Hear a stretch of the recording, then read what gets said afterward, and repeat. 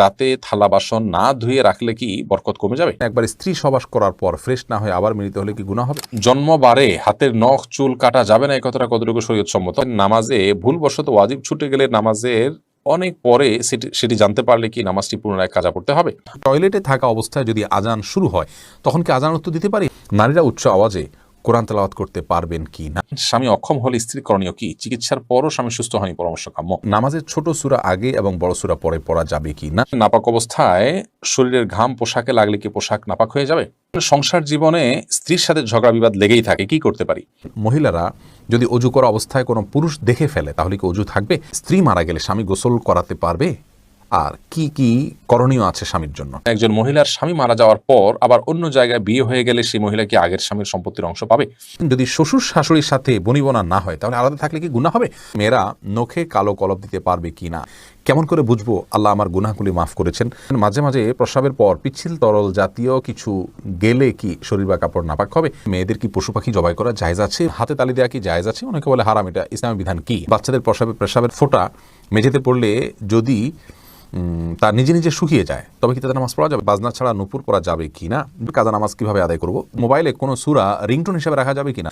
কোনো কিছুতে পা লাগলে সালাম করা কি জায়েজ? খাওয়ার সময় ছেলেদের গোপে পানি বা খাবার লাগলে তাকে হারাম হবে? টাক মাথায় চুল লাগানো যাবে কিনা? গীবতের গুনাহ থেকে বাঁচার উপায় কি? যাদের অল্প দাড়ি তাদের চাপ দাড়ি উঠানোর জন্য কি ঔষধ ব্যবহার করা যাবে? প্রিয় দর্শক, আজ দেরি না করি চলি আমরা প্রশ্ন উত্তর দেওয়ার পর্বে। মহিবুর রহমান প্রান্ত, আপনি জানতে চেয়েছেন নামাজের ছোট সূরা আগে এবং বড় সূরা পরে পড়া যাবে কি না? ভাই মহিবুর রহমান প্রান্ত, এভাবে নামাজ পড়লে নামাজ হয়ে যাবে। যেমন সূরা ফাতিহা পাঠ করার পর আপনি সূরা কাউসার পাঠ করলেন, এরপরে সূরায় আপনি ফালাক পাঠ করলেন, অথবা শুরুতে আপনি সূরা ইখলাস পাঠ করলেন, এরপরে সূরা ওয়াইলুল লিকুল্লি পড়লেন। তাহলে সেক্ষেত্রে প্রথম রাকাতে ছোট সূরা, বড় রাকাতে বড় সূরা পড়লেন, এভাবে নামাজ পড়লে নামাজ হয়ে যাবে, টেনশনের কোনো কারণ নেই। তবে এইভাবে নামাজ পড়লে নামাজটা সুন্দর হলো না, এটা যথার্থ হলো না, সুন্নাহসম্মত উপায় হলো না। সুন্নাহ হলো প্রথম রাকাত অপেক্ষা দ্বিতীয় রাকাত একটু ছোট হবে, এবং এভাবে আপনার এই পদ্ধতিতে আমাদেরকে সালাত আদায় করতে হবে, এটা হলো সুন্নাহ। এটার ব্যত্যয় করলে নামাজ হয়ে যাবে, বাট ইচ্ছাকৃতভাবে এরকম ব্যত্যয় করা উচিত নয়। রাসূল করিম সাল্লাল্লাহু আলাইহি ওয়াসাল্লাম বিভিন্ন হাদিস থেকে দ্বারা বর্ণিত হয়েছে যে তিনি সালাতের প্রথম রাকাতের কেরাত যতটুকু দীর্ঘ করতেন তৃতীয় রাকাতের কেরাতকে তার চাইতে একটু কম দীর্ঘ করতেন। অতএব সেটা মেনে আমাদের সালাত আদায় করতে পারলে ভালো এবং সুন্নাহসম্মত হবে ইনশাআল্লাহ বিদিনিল্লাহ। আমরা নিশ্চয়ই চাইব আমাদের সালাতটা সুন্দর হোক। আল্লাহ তাআলা কোরআনে বলেছেন সালাতকে কায়েম করতে, অর্থাৎ যথাযথভাবে সুন্দরভাবে করতে। যার সালাত যত সুন্দর তার ঈমান, তার তাকওয়া তত সুন্দর। অতএব সুন্নাহসম্মতভাবে করার চেষ্টা করব, ইনশাআল্লাহ ব্যতিক্রম হলে নামাজ হয়ে যাবে। ভাই রাশেদুল ইসলাম রুবেল, আপনি জানতে চেয়েছেন টাক মাথায় চুল লাগানো যাবে কিনা, এ ব্যাপারে ইসলামের কোনো বিধিনিষেধ আছে কিনা? ভাই রাশেদ, টাক মাথায় আলগা চুল লাগানোর ব্যাপারটি একজন স্বাভাবিক অবস্থায় একজন মানুষের জন্য জায়েজ নাই, কারণ আল্লাহ রাব্বুল আলামিন বলেছেন লা তাবদীলা লিখালকিল্লাহ, আল্লাহর সৃষ্টিতে কোনো প্রকার পরিবর্তন করা চলে না। এখন কারো চুল পড়ে গেছে, তিনি আলগা চুল লাগিয়েছেন, এটা এক ধরনের প্রতারণার মতো। যেমনিভাবে চুল সাদা হয়ে গেলে সেটাকে কালো করার যে একটা প্রবণতা, নিজের বয়স লুকোনোর চেষ্টা, অথবা বয়স ছাড়াও অনেক সময় সাদা হয়ে থাকে, তো এই যে নিজের অবস্থার পরিবর্তন করার চেষ্টা, এই জিনিসটাকে ইসলাম ভালোভাবে দেখে না। অতএব এটাকে স্বাভাবিকভাবে রেখে দেওয়াটাই উচিত, এবং এখানে কোনো প্রকার লুকোচুরি করা এটা অনুচিত এবং অসুন্দর। সাইদ জায়েদ, জোনায়েদ, আপনি জানতে চেয়েছেন যাদের অল্প দাড়ি তাদের চাপ দাড়ি উঠানোর জন্য কি ঔষধ ব্যবহার করা যাবে? ভাই সাইদ জোনায়েদ, ঔষধ ব্যবহার করে দাড়ি উঠানো এটা যদি স্বাস্থ্যের জন্য ক্ষতিকর হয়, ক্ষতিকর হওয়ার কথা স্বাভাবিকভাবে, যদি ক্ষতিকর হয় তাহলে কিন্তু এটা করা জায়েজ নাই। আল্লাহ রাব্বুল আলামিন বলেছেন ওয়ালা তালকু বিআইদিকুম ইলা তাহলুকা, তোমরা নিজেদেরকে ধ্বংসের দিকে, ক্ষতির দিকে ঠেলে দিও না। অতএব এমন কোনো ঔষধ ব্যবহার করা যাবে না যে ঔষধ ব্যবহার করলে আমাদের ক্ষতি হতে পারে। আর যদি কোনো প্রকার ক্ষতি না হয় তাহলে সেক্ষেত্রে দাড়ি গজানোর জন্য তিনি যদি কোনো মেডিসিন ইউজ করতে পারেন, কোনো অসুবিধা নেই। তবে মনে রাখা উচিত আল্লাহ রাব্বুল আলামিন তাকে যেভাবে সৃষ্টি করেছেন সেটার উপরে সন্তুষ্ট থাকা, এটার মধ্যেই কল্যাণ নিহিত আছে। চাপদাড়ি বা গালভর্তি দাড়ি হলে অনেক সুন্দর দেখা যাবে, সন্দেহ নাই, কিন্তু আল্লাহ রাব্বুল আলামিন আমাকে যেভাবে সৃষ্টি করেছেন, আল্লাহর এই ফয়সালায় সন্তুষ্ট হয়ে যাওয়া, এটার ভেতরেও কিন্তু এক ধরনের তৃপ্তি আছে, এর মধ্যে এক ধরনের শান্তি আছে। এই জন্য এই ধরনের পথগুলো অবলম্বন না করা ভালো। কিন্তু যদি স্বাস্থ্যের জন্য ক্ষতিকর কিছু না হয় তাহলে করতে পারেন, কোনো নিষেধাজ্ঞা নেই। তামান্না ইসলাম সেতু, আপনি জানতে চেয়েছেন মেয়েদের কি পশু পাখি জবাই করা জায়েজ আছে? বোন, অবশ্যই জায়েজ আছে। মুরগি, হাঁস, এই জাতীয় পশু পাখি, গরু, এগুলো জবাই করার ক্ষেত্রে অনেক উদাহরণ আমাদের সমাজে আছে। যেমন ভাই বোন দুজন মিলে একসাথে গরু জবাই করতে পারবেন না শেয়ারে, তারপরে আপনার মেয়েরা গরু বা ছাগল বা কোনো পশু জবাই করতে পারবেন না, গোসল ফরজ অবস্থায় গরু ছাগল জবাই করা যাবে না, স্বামী স্ত্রী একজন ধরবেন একজন জবাই করবেন এভাবে করা যাবে না, এরকম নানাবিধ কথা আমাদের সমাজে প্রচলিত আছে। এগুলো সবগুলো ভ্রান্ত ধারণা। ছেলেরা যেমন জবাই করতে পারবেন, মেয়েরাও কিন্তু সেভাবে আপনার জবাই করতে পারবেন, কোনো অসুবিধা নেই। জবের যে শর্ত আছে বিসমিল্লাহ আল্লাহু আকবার বলে জবাই করে ফেলবেন। এরপরে ফাহিম, আপনি জানতে চেয়েছেন স্ত্রী মারা গেলে স্বামী গোসল করাতে পারবে আর কি কি করণীয় আছে স্বামীর জন্য। দেখুন, স্ত্রী মারা গেলে স্বামী গোসল দিতে পারবেন কি না এই বিষয়টি ওলামা একরাম এবং ইমামগণের মধ্যে মত পার্থক্য আছে। ইমাম আবু হানিফা রাহিমাহুল্লাহর মত হলো যে স্ত্রী মারা গেলে স্বামী তাকে গোসল দিতে পারবেন না। তার কারণ হলো তিনি মনে করেন মৃত্যুর সঙ্গে সঙ্গে বৈবাহিক সম্পর্কটা আর থাকে না, ছিন্ন হয়ে যায়, যার কারণে তারা মাহরামের মতো হয়ে যান। এখানে অন্য কোনো মেয়েরা গোসল দিবেন। যদিও অন্য ইমামদের অনেকেরই মত হলো যে না, বৈবাহিক সম্পর্ক মৃত্যুর মাধ্যমে ভেঙে যায় না, বরং বৈবাহিক সম্পর্ক তালাক না দিলে সেটি কিয়ামত পর্যন্ত বরং চিরকালের জন্য অনন্তসীম কালের জন্য এই সম্পর্কটা হয়ে যায়। যার কারণে তাদের দৃষ্টিকোণ হলো যে স্বামী তার স্ত্রীকে গোসল দিতে পারবেন, স্ত্রী তার স্বামীকে গোসল দিতে পারবেন। তো এক্ষেত্রে যদি ভিন্ন কোনো ভালো মহিলা থাকেন যিনি গোসল দিতে পারেন সেটা ভালো, এবং এক্ষেত্রে কোনো অসুবিধা নেই। এরপরে ভাই এমডি আবদুল্লাহ জানতে চেয়েছেন নারীরা উচ্চ আওয়াজে কোরআন তেলাওয়াত করতে পারবেন কি না। ভাই আবদুল্লাহ, নারীরা উচ্চ আওয়াজে কোরআন তেলাওয়াত করতে পারবেন, তবে সেটি পরপুরুষের কান পর্যন্ত যেন না পৌঁছে সে ব্যাপারে চেষ্টা করতে হবে। নিজের বাসায় করতে পারেন, নিজের ঠিকানায় করতে পারেন। নিজের ঠিকানায় যদি বাসায় যদি দেবর থাকেন, অন্য কেউ থাকেন, তাহলে তাদের কান পর্যন্ত যেন আওয়াজটি না যায় সে ব্যাপারে তাকে সচেতন থাকতে হবে। কারণ কোরআন তেলাওয়াতের ক্ষেত্রে কণ্ঠের মধ্যে কোমলতা সৃষ্টি করতে হয়, সৌন্দর্য সৃষ্টি করে তেলাওয়াত করা হলো তেলাওয়াতের আদব। আর সে আদব রক্ষা করতে গিয়ে যদি তিনি কোমল কণ্ঠে সুন্দর কণ্ঠে পড়তে যাবেন, সেটি পরপুরুষের মনের মধ্যে বাজে চিন্তা আসার কারণ হতে পারে। সেই জায়গা থেকে তিনি জোরে পড়বেন, যদি একাকী থাকেন বা কেউ না শুনে, আর যদি কেউ শোনার মতো থাকে তাহলে তার কান পর্যন্ত যেন না যায় সেভাবে তিনি তেলাওয়াত করবেন ইনশাআল্লাহ তাআলা। এরপরে এমডি মনিরুল ইসলাম জানতেছেন গীবতের গুনাহ থেকে বাঁচার উপায় কি। ভাই মনিরুল ইসলাম, গীবতের গুনাহ অত্যন্ত জঘন্য গুনাহ, বান্দার হক খুবই জঘন্য গুনাহ। আর এটা আমাদের কাছে ঘি ভাতের মতো হয়ে গেছে। সকাল বিকাল দুপুর দিন রাত, বাসায় অফিসে রাস্তায় ঘাটে পরিচিত অপরিচিত সবার সঙ্গে আমরা অহরহ গীবত করে বেড়াচ্ছি। এটা মহামারী হয়ে গেছে। চোখের গুনাহ আর মুখ দ্বারা গীবতের গুনাহ, এগুলো আমরা সবচেয়ে পরিমাণে বেশি করি। আল্লাহ তাআলা আমাদেরকে হেফাজত করুন। এই গুনাহ থেকে বাঁচার উপায় হলো যে ব্যক্তির সঙ্গে গেলে গীবত হয় তার সঙ্গ থেকে যথাসম্ভব দূরে থাকার চেষ্টা করা, হয়ে গেলে আল্লাহর কাছে লজ্জিত হয়ে মাপ চাওয়া। যে ব্যক্তির গীবত করে ফেলেছেন তার জন্য দোয়া করবেন আল্লাহুম্মা গফিরলাহু ওয়ারহামহু, নিজের ভাষায় দোয়া করবেন আল্লাহ তার জন্য আপনি তাকে ক্ষমা করে দিন, তাকে আপনি মাফ করে দিন। অর্থাৎ যার গীবত করে ফেলেছি, আল্লাহ তার প্রতি আমি অবিচার করে ফেলেছি, সেই জায়গা থেকে তার জন্য আপনি ক্ষমা চাইবেন ইনশাআল্লাহ বিনিল্লাহ, সেটাই আপনার জন্য যথেষ্ট হবে। এরপরে আফরিন সুলতান জান্নাত আপনি জানতে চেয়েছেন বাজনা ছাড়া নূপুর পরা যাবে কি না। জীবন আপনি নূপুর পড়তে পারেন যদি সেটাতে বাজনা না থাকে এবং বাহিরে আপনি যখন পড়ে যাবেন সেটা আপনার পায়ে থাকতে পারে, কোনো অসুবিধা নেই। সাহাবায়ে কেরামের মধ্যে থেকে অনেকে নূপুর পড়েছেন, অনেক মহিলা সাহাবীরা নূপুর পড়েছেন, এরকমটি হাদিস দ্বারা স্পষ্টভাবে আমরা জানতে পারি। মাহফুজ মুন্না আপনি জানতে চেয়েছেন খাওয়ার সময় ছেলেদের গোপে পানি বা খাবার লাগলে তাকে হারাম হবে না। এমন কোনো কথা নেই, গোপে পানি বা খাবার লাগলে হারাম হয়ে যাবে, এটা জায়েজ নেই। রবিউল ইসলাম জানতে চেয়েছেন কোনো কিছুতে পা লাগলে সালাম করা কি জায়েজ? না ভাই, কোনো কিছুতে পাও লাগলে সেখানে হাত দিয়ে সালাম করতে হবে। হাত দিয়ে যদি সালাম হয় না, পা ছুঁয়ে এটাকে সম্মান করতে কোনো কথা নেই। কিন্তু আমাদের সমাজে যেহেতু পাও লাগাটাকে অসম্মান মনে করা হয়, এটা ওরফ, আর ওরফের একটা এতেবার এবং গ্রহণযোগ্যতা ইসলামী শরিয়াতে আছে, যার কারণে কারোর গায়ে পাও লাগলে সেটা লাথি দেওয়ার সাথে কিছুটা সাদৃশ্যপূর্ণ হওয়ার কারণে আমাদের সমাজে এটাকে দূষণীয় মনে করে। এরাবেনরা দূষণীয় মনে করে না, তার জন্য পাও লাগলেও এটাকে কিছু মনে করে না।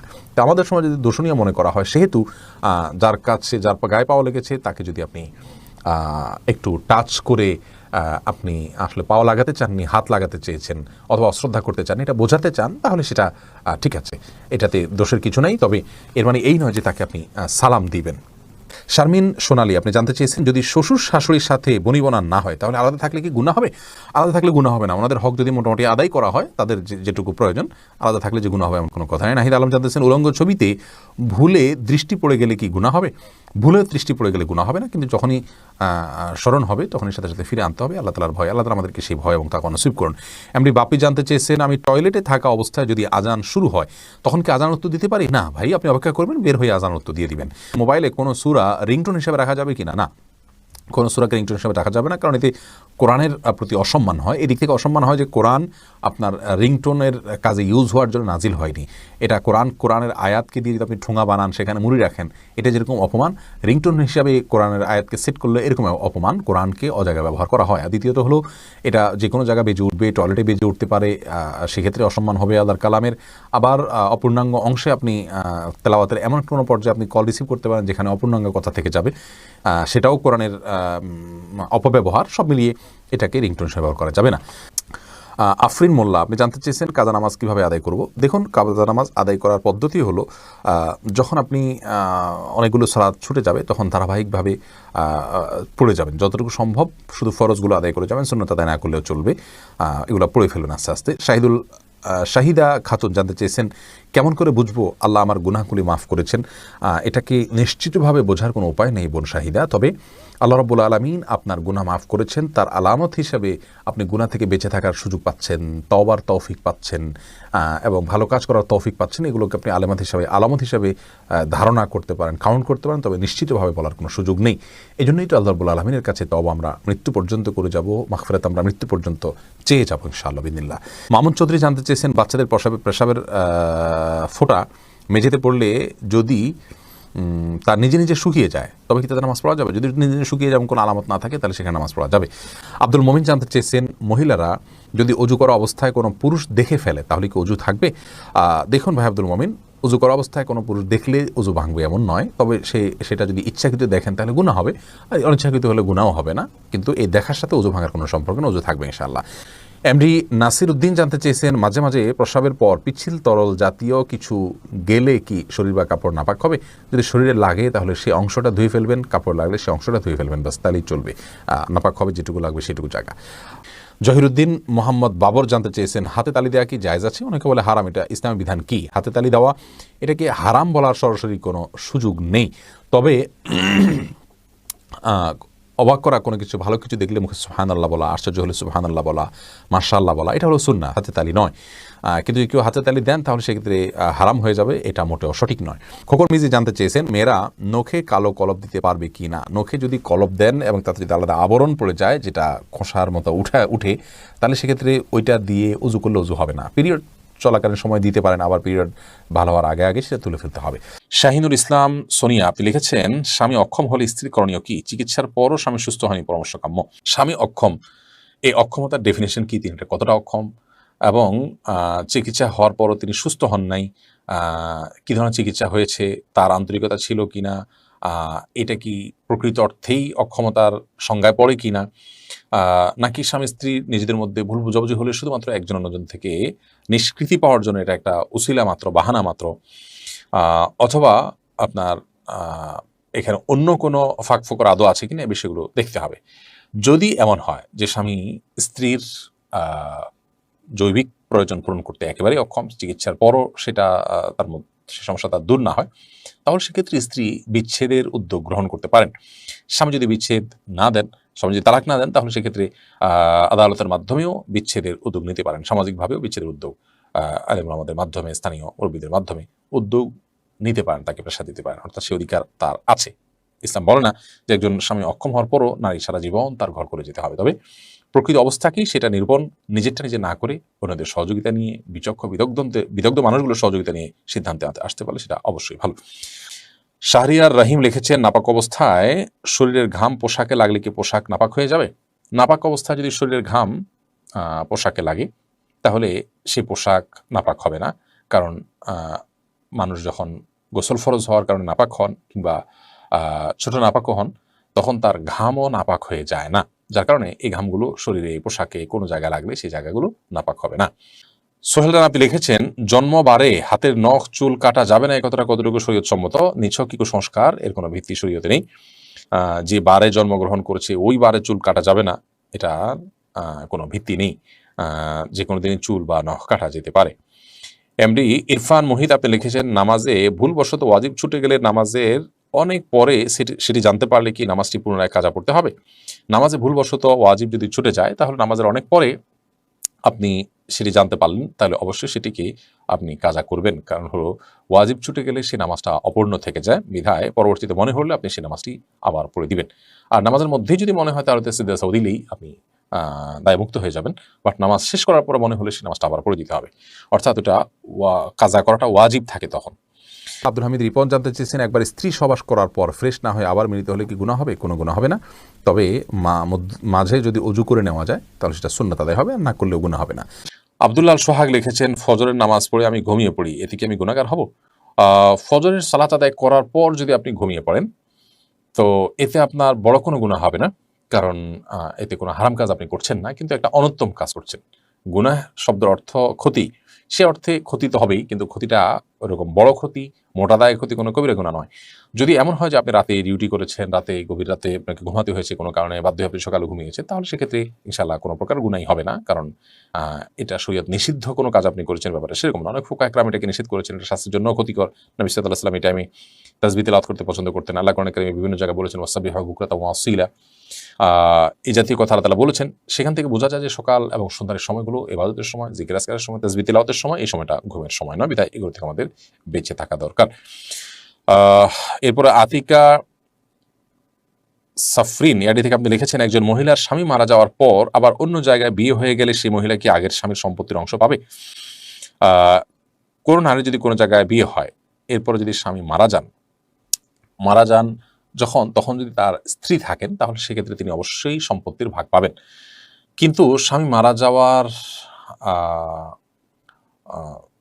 আগেই যদি তিনি বিবাহ বিচ্ছেদ হয়ে অন্যত্র বিয়ে করেন, তাহলে সেক্ষেত্রে আর আগের স্বামীর সম্পত্তি থেকে কোনো ভাগ তিনি পাবেন না।